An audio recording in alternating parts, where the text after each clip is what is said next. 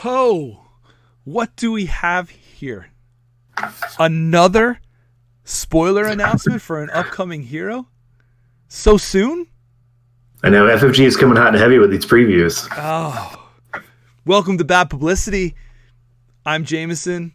That is Corey. And we're here to talk about our impressions of this brand new hero that was announced. This is Drax. We believe that this will kind of round out and conclude your Guardians of the Galaxy set. This will be interesting because I'm putting it on the internet here, so it must be true. They're targeting June for this, so hopefully, if everything goes right, Corey will be Juning up those summer months with a little Drax. That's right. We'll have the full Guardians. I'm assuming he's the last in the cycle, so you can do your whole, Guardians of the Galaxy party as you go through and play through the new big box and all that stuff. So, although it would be interesting to see if there's going to be a small villain expansion, right, that will come with this. That's true. I'm really hoping to see Thanos. And I'm thinking it's a small villain expansion. I don't think it'll be a small villain expansion. I mean, like a standalone kind of pack by itself, right? Like a Green Goblin style pack, right? Like something that is crazy.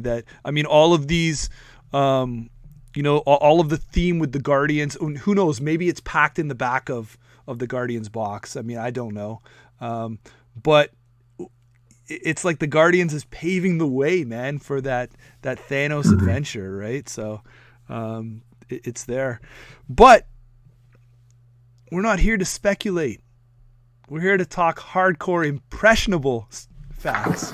That's right. The stuff we know. Yeah, impressions are way more solid than speculation, right? Yeah, that sounds fine. We'll go with that. We'll roll with it.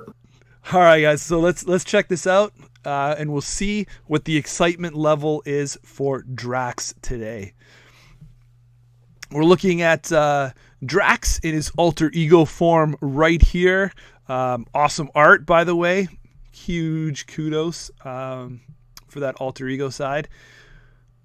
For recovery, again, we see this outlaw. Forced response. After you change to this form, remove all vengeance counters from Drax. Vengeance counters. Heal 2 damage from him for each vengeance counter removed this way. Hand size 6 and a whopping 14 hit points. Holy smokes. Yeah, he's durable. He can take a punch, which makes sense because, thematically it's Drax. I kind of want to hold the talking about the force response because we really will need to see the other side before the whole vengeance counter mechanic makes sense and you can actually analyze it. But based off stats, what? When I flip that over, do you want to make like a freeze frame for our thumbnail, there you go. Corey reacts to Drax, kind of like one of those standard internet YouTube thumbnails. There you go. We'll see. We'll see. Okay. We'll be watching your face going forward to see if someone could freeze frame. But based on his stats, like hand size 6 is solid, 14 hit points is great. So it kind of lets you know, like, all right, well, he's going to be like a tanky style character, whether he'll be like, straight up fighter or he'll be there to, just block for the team, but he's there. He can take a punch. He can take a beating. And for recovery is good because it means, he can heal up that damage pretty quick when he flips over alter ego. I also want to give a shout out that his icon, his face for his little card icon is really well done. Some of them look real bad and real derpy, but this one looks solid. So I'm not commenting. All right. Let's unveil his other side and then talk about him as a whole. 2 sides. The total package. Let's see the yin and the yang here, because for me reading this, my curiosity's peaked. I will say, I'm like, okay, show me more though. Show me more. Show me more. Because there's a lot going on here, right? That where we talk about vengeance counters, healing. Obviously, we see him being that tanky figure, but let's see if that comes together and what we can give our impressions on this side. Whoa, Drax the Guardian. We see the difference between Drax the Outlaw and Drax the Guardian is when he's got knives in his hand. Knives. That's knives right. Out. Then he's a Guardian. All right. Wimpy across the board. So we hope that there's a lot of good stuff that's buffing is my first impressions here. We have 1 thwart, 1 attack. Very surprised at those stats. The thwart, I can see. I'm not really saying that Drax should have thwart, but 1 attack for base. We better be seeing something more here from Drax. 2 defense. Okay. For somebody that's supposed to be as powerful as he is what it is. Now Drax is as we said a Guardian in hero form. Drax gets +1 attack for each vengeance counter on him. Okay. We're seeing something here. Yep. Response: after the villain attacks Drax, place 1 vengeance counter here, right there, to a maximum of 3. If you cannot, draw 1 card. Yep. You want to take some of this, or do you want me to just keep rolling? I'll just pick on the other detail, because an important thing that has changed is he drops from a hand size 6 to a hand size 4. So that is a big difference, because 4 cards in hand, not that great. No, sir. But the trade-off is, so as you mentioned, he does want like some sort of buff. Well, the vengeance counters become that built-in buff. So if he can get those vengeance counters and get them to where he can stay in the fight for a while, he's swinging with 4 attack, which is really solid. And then every time he would gain another, he draws cards. So that kind of helps to offset a little bit the hand size 4, but he's got to build up to those vengeance counters. And he's got to be able to withstand a little bit of that punishment, so when he builds up those counters, he can stay in the fight as long as possible. Which, interesting is why he's going to come packed with protection, which I'll go on later when we kind of give our overall thoughts and stuff on the hero. But it definitely seems like a good, the good like trait and everything to pair him with in his pack. Yeah, this has me intrigued, and I love the way that they're also thinking a little outside the box here. I think he's going to be an interesting play style. I'm going to see how, I'm going to give the benefit of the doubt now and be intrigued with the hand size of 4 in hero form. I'm going to think that that's going to be, again, that whole, introductory teaching factor of the heroes kind of phase of the game is now, we've left, we've left the hangar, and these are going to be a lot more, hopefully, complex heroes as, those of us have stayed in the game. Because I think that's, again, this is going to be a very interesting playstyle. Anytime you shrink to a hand size like this, you're either going to be dumping a lot of cards, you're going to be cycling quicker, getting that negative bonus of an encounter when you cycle through. So hopefully you're not drawing up a lot to prepare for this, but we'll see how he plays, or maybe he doesn't, do that kind of stuff. You don't have to dig for the cards you need. I really, really like the fact that his response has the kind of if else statement there, right? So I think before, in the early stages of this game, it would have stopped at just place a vengeance counter to a maximum of 3, done. Now it's saying if you cannot, draw a card. But drawing that card, when you're already at a hand size of 4, that's still interesting. But obviously card draw in a game is good. So having that baked into your hero, I really like it. I would be, again, sorry, buddy, but I'm going to call this out quick. Again, like the Gamora, I know that if I don't call this out now, someone's going to be like, wow, you didn't like Gamora because it was Gamora. Now what are you going to, you're not going to call Drax out for being Drax? I still don't like I still don't, I don't like it from the fact of the style of the game, like an alter ego and a hero. I wish there was an easier way to do that, but I like this hero's design basically because it's forcing you to put tokens when you have to flip them.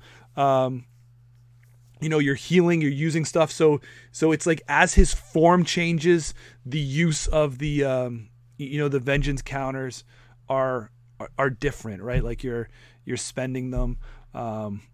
So I can see how that is different from, it's almost like Drax is on, Drax is off, Drax is on, Drax is off kind of mentality, right? So, but I do like this hero's build. It's very intriguing to me. I don't know if I'm 100% sold, honestly, from an impression stake. He's not a hero that jumps out at me in this playstyle, and as we get into his pairings and some of his cards, I can tell you why my interest is piqued. But as of right now, I'm curious. I'm just in that neutral curiosity state to see how they do it. But they've got me there. I've watched the preview.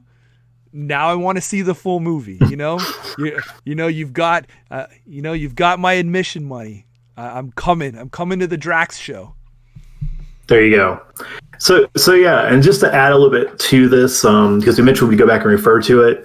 So he can hold up to 3 vengeance counters, which if you think about the ability on his alter ego side, where he immediately heals 2 damage for every vengeance counter removed. So that's 6 he could heal if he's sitting on full vengeance counters, and then flips back, he heals 6. Plus he has the recovery of 4. So he could, flipping alter ego, like heal up to 10 damage effectively off of his character, which is huge for recovery, because sometimes you have to like supplement the healing with other cards, or you may have to like take a turn and then like recover again and flip, or the amount you gain is just enough to keep you back in for like another couple rounds for you flip back again. But Drax can almost just like wipe all that damage clean, which is going to be an interesting. I think it leads to almost like a push your luck type mechanism where you're going to be like, well, I want to flip now. Like I've only taken like 6 damage. I want to wait and take as much as possible so I get the maximum for my flip and recovery, which can sometimes like maybe get you in trouble because maybe you hang in there a little too long or you take like a surprising hit. But the ability, but the ability of him to heal so much at once makes you want to stay into that fight as long as possible, which is very thematic because Drax has that stubborn nature. He doesn't want to give up. He wants to keep fighting. It's great. Great point, man. You're really pushing the car to see how low on empty you can go before you refill, right? Yeah. And then I do agree, like for Drax, like the thematics of him flipping alter ego, because he's a master of stealth, as we've known from like the films and all that. So you can just imagine him like hiding and they can't see him. While he rests or recovers, and then he's like, "Oh, you didn't see me," and he jumps back in and starts fighting you again. Do me. Yeah. Yeah. So, but it's cool. So I really like the mechanic of the vengeance counters. And what we're going to talk about later is this is not the only time they matter. There's also some other cards they put into his kit that play off the vengeance counters. So as we go through, which again is really cool, so it makes you acquiring them. Yeah, and now that you called that piece out, Corey, it's very interesting from that perspective of it's an all or nothing, right? After you change form, remove all vengeance counters. So if I only have to heal for 1, but I'm fully like 3 or I mean that's obviously a stupid scenario, but if I have to do if I heal for a little bit, right? Like you're really trying to you can't just be like, oh, I've been hit for 4 damage, let me just heal up, right? Like I've got like you don't want to flip over and waste your clear your counters off when you're not fully healing for all of them, or do you? I mean, those are going to be the good decisions. This is where we talk about, the game creating this decision space for the player to know when and how to maximize and play this hero. It's creating good decisions at the table. I'm really curious. I really like it.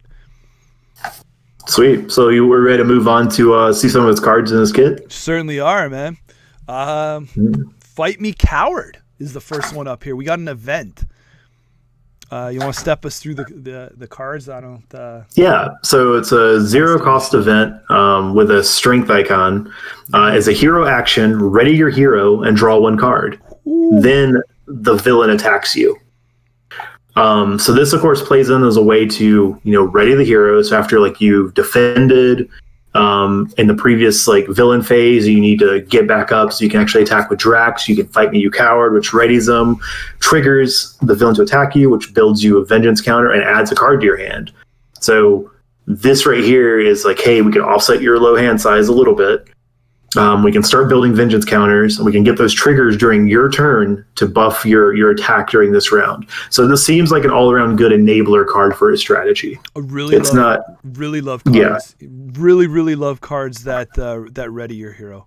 And for a 0 cost event, you're readying your hero and drawing a card and causing the villain to attack to chain off some other combos later on with your vengeance stuff. This is great. This is great. Yeah, it's really well done because the 0 cost is also super important because again he's gonna have a low hand size. He's not gonna be able to pay for a lot of stuff because 4 is a very limiting hand size with like what you can afford. So having this like replaces itself, get you rolling a little bit. Is this a really great card to have? Really great. Like, are you borderline to say this card is overpowered? We don't really talk too much about overpowered on Bad Publicity, do we? We just say it's good, it's great. Yeah, no, it's great. It's just an enabler for a strategy. So I think it's something that needs to like kind of put the foot on the gas of Drax a little bit and kind of get him going. Yeah. So All right. Sweet. So I guess let's keep rolling, right? Yep. So let us put the foot on the gas and let us keep going. So the next event we have is Payback. So this is an energy resource. So it's an attack hero response. After the villain attacks you, deal X damage to the villain where X is equal to your attack. That's great. So you get the villain to attack you. He hits you. Build, let's say, like best case scenario, you've gotten your 3rd vengeance counter. You just respond and hit him back for 4, and then you can swing at him for another 4. Again, it displays perfectly into Drax's strategy of just building up those vengeance counters to maximize the damage you can do with the response. And laying the damage into the villain. And what we are liking here is these are both, you see hero response and in hero action. These are 0 cost events. This is able to then run very lean in your 4 card hero hand size, right? We're not using any other cards to pay for these events. Yep. Which again, that's what you need in order to get the efficiency, which I think immediately we're kind of seeing a little bit of where this, now granted, he's not, I guess, supposed to be as powerful as Hulk, but I think this is a big issue we ran into with Hulk decks is Hulk was just expensive. You were really limited on how many actions you could do. And it looks like with Drax, they've really like toned down the cost of a lot of this stuff. And he's just able, even though he has a low hand size, he's able to play almost everything he has. Now granted, deck building, that's right. Refined. This is that.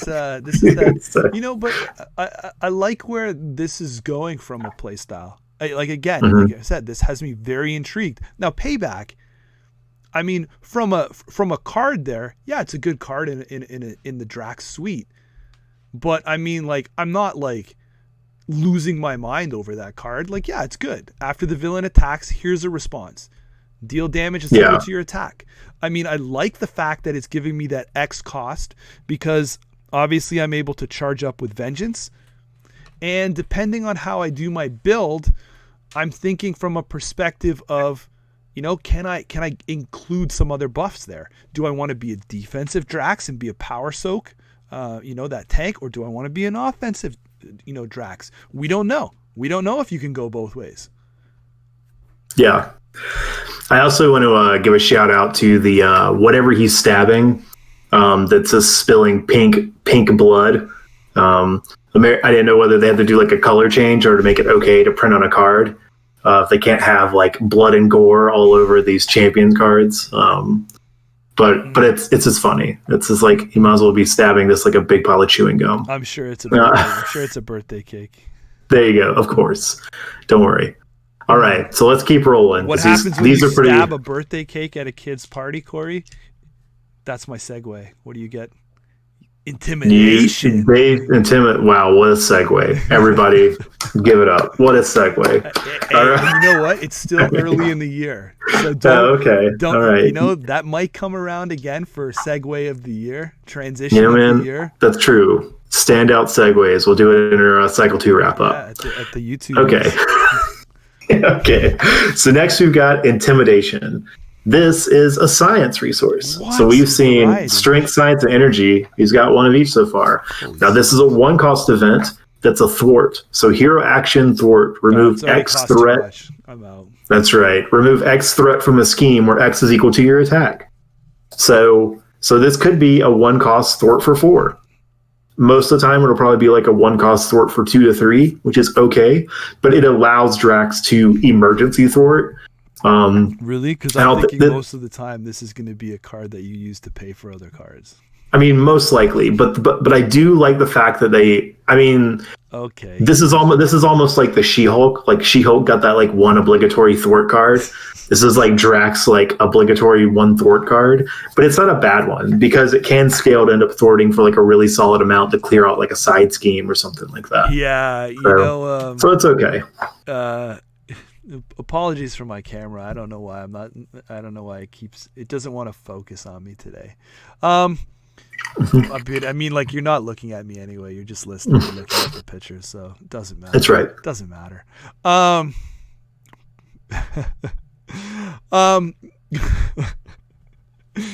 So this card here, I really am really surprised that we look at it and see like 4 of 15.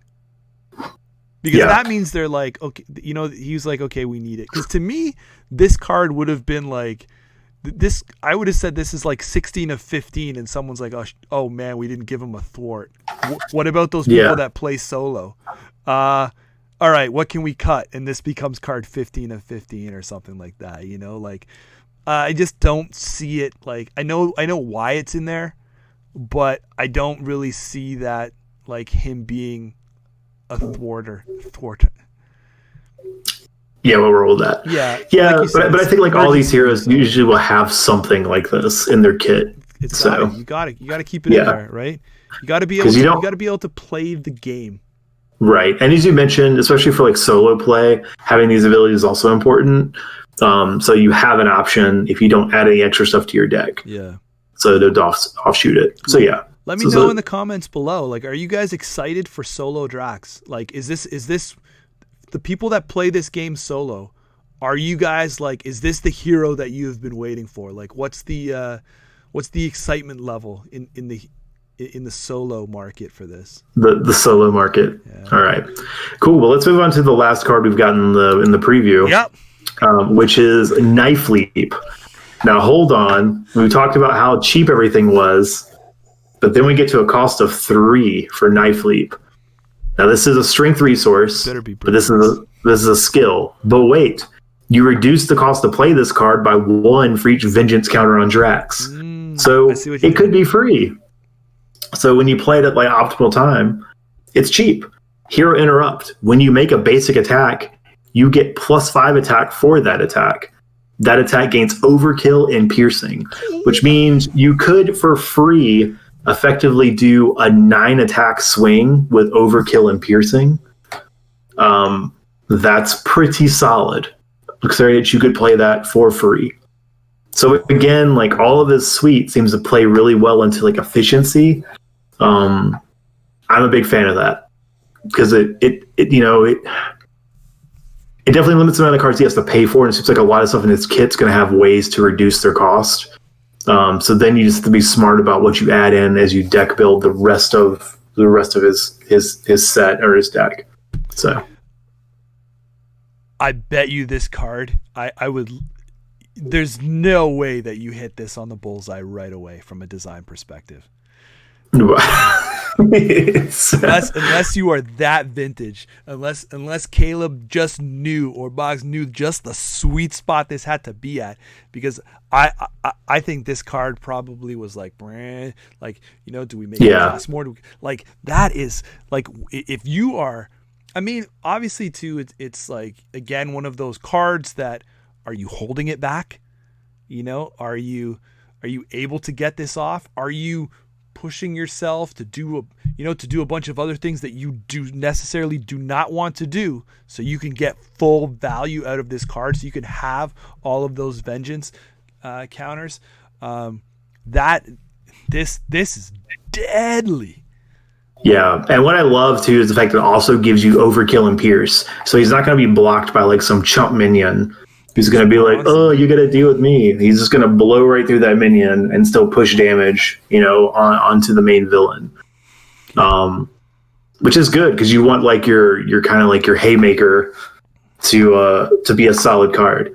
Now, not referring to Haymaker, which is an actual card. So this card has a lot going on, like you said, the piercing, the overkill, it's great. Just the value spend, the way that it complements, what he's doing. Oh wow! Yeah, I love it. It's great. Yeah. So I guess the last little bit we'll kind of tie in is just kind of like or wrap up our impressions and kind of see like builds. So as I mentioned earlier, he's going to come packaged with protection. I tend to play a lot of protection since I'm in one of I feel like us fans who love the protection suite are probably like the minority in the game because it's probably like the least exciting. I don't think we have it. We don't have like an official name. Meet me on the protection Discord. We'll chat about protection specs. But I enjoy it, and as a Captain America is a hero I usually play a lot. I'm really excited for Drax because I like protection, and I feel like he can play. He's going to be different because he's not going to be able to block as much as Captain America, but he's going to play with a lot of those really cool like retaliate, hit me instead, jump in the way. But he's going to have a little bit of that feel, but have a lot more punch. He's going to be able to hit a lot harder back. So he's going to have like interesting balance of like hit me, and then just start wailing for a lot of damage, and then go and like refresh, come back and do it again. So it's a nice, more aggressive, action-packed way to play the protection spec. He could do this all day. Yeah. God. Corey, we don't do this very often here, or maybe we do. I really don't keep track. It just sounded like a good way to start this. I am in full agreement of what you have to say. What intrigues me about Drax and about his playstyle, what we're seeing, partnered with protection, he could be like a different kind of protection player where it's that, quote unquote, tank role where it's I'm going to absorb everything. I'm going to use the protection suite basically just on myself, soak it up. I'm going to heal, and then I'm going to, because I'm charged up, I'm going to unleash like one big slam. So it's like gimme. Okay. Now I'm ready to go. Boom, explode. I'm zeroed back out again. Now it's like gimme. And what I think is very intriguing is going to be that balance between these vengeance counters, where you're waiting to get, you're going to be soaking the damage. Now, am I able to get that big attack off, or do I have to go and spend these counters now to heal up because I'm on, I'm on the brink of death here? But I think I'm loving Protection Suite. I'm loving to see, maybe even more defensive buffs, right? Stuff that buffs the defensive trait, so we can absorb more of that stuff. So he can be that guy that, kind of lassos all of the minions, bring them to me. I will take them all. Ping, ping, ping, ping. I'm doing things. I will take those other hits from, the main villain. I will take this stuff. I've absorbed it. And now I go, because I feel that Drax, I feel like the playstyle is calling for that. This is a villain that I think, I love to be proven wrong, but I feel that this is a villain that is a villain. This is a hero that is going to be played that style, and I don't see a lot of deviation from that style, right? Like, I don't see a way to build this out differently other than being that tank, being that absorb, charge up and blast, right? Because I feel like anything else is just going against his makeup and his design. I mean, obviously you could, maybe you want to pair him with aggression and just be like a fully aggressive, Drax. But then I think that's fine. I think you could make stuff like that work. I think but I agree that it won't be like fully utilizing. You're not taking advantage of the design space that Drax was put in. If you're doing that, you might as well move to a different hero. That's my early impressions of it, because I feel like this is how he was crafted to be played, as that tank, right? With the unload. Yeah, I will add though that if you do have some cool like aggression builds that you're theorizing and you have some cool combos, definitely like post in the comments and let us know, because maybe there's like something that like we might not immediately like pop into our heads that might help to synergize his abilities, like a cool card that'll do it. Yeah, a lot of people are smarter than us. That's true. It's true. But I'm definitely on like the protection bandwagon. The biggest thing that I'm intrigued to know about, so like usually like Captain America, you get like retaliate built in, and he can buff his defense up to where he's just not taking the damage and he's pushing damage back on his opponents. And he can build decks like really focused around that. Drax has got to find a balance of like attack cards and defense to be able to jump in the way, but he doesn't have retaliate, so he's not necessarily going to be dealing damage while defending. And I don't think, because he's going to want to attack so much, I don't know if he's actually going to always want to do like the standard like tap to defend, because then he's not going to be ready to attack in the other turn. I don't know how many like ready hero actions he's going to get, like how many of those like face me or whatever type things he's going to have. So it's definitely going to make some interesting balance in the deck building of like how many, like if you play that style, how many ready effects do you play? Or do you not do so much on the fence and just know you're going to get hit, and your whole goal is just to jump out there and get hit? You're going to take damage, but you're going to play the heavy like push your luck game where like I'm just going to take the damage and see how long, I can run it in the red before I have to flip and heal up and everything like that. So what I enjoy is I think he's going to open up a few different like deck variations and play styles within protection, which is something I feel like a lot of players will dismiss as like protection does this one thing, that's it. I will argue till I'm blue in the face that there's actually like a decent amount of variety in what you can do in the protection scope, based around how you want to play like that skill set. And I think Drax is a way to actually open up and play with those different options. Yeah, agreed. Nothing to add. You've done a wonderful summary. Yeah, man. Sorry, you get a moment to rant about protection. So I promise you guys, I won't let it happen again. That's right. Back to the corner with you. We're only going to talk about leadership, aggression, and justice from now on. Get back. Our ratings are going to drop. Our views count's going to go down when you're talking about protection on an episode. So, guys, thanks very much. That's our impressions of Drax. If you're new here, we just served you up a hot, spicy meal. You could tip us with a subscribe.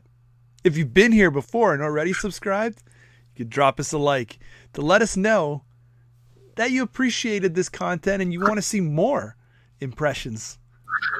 I mean, even if you don't, we're still going to do it anyway, but it's what we do. It's true. We enjoy it. We enjoy talking about this game. So it looks like we're both like pretty interested in Drax when he comes out. Like I'm excited to play him because he's going to be fun. And I think he's at least going to garner like a play or two from Jameson to kind of like play around with him, right? Is that kind of where you're sitting at? Yep. Like you want to try him, see more of his kit? Yep. Yeah. I'm very intrigued. I'm very intrigued on this one and this play style. Like you said, a form of protection that we have yet to have fully flushed out to this refine. I'm excited. June. We'll see. Yeah. See you. That's right.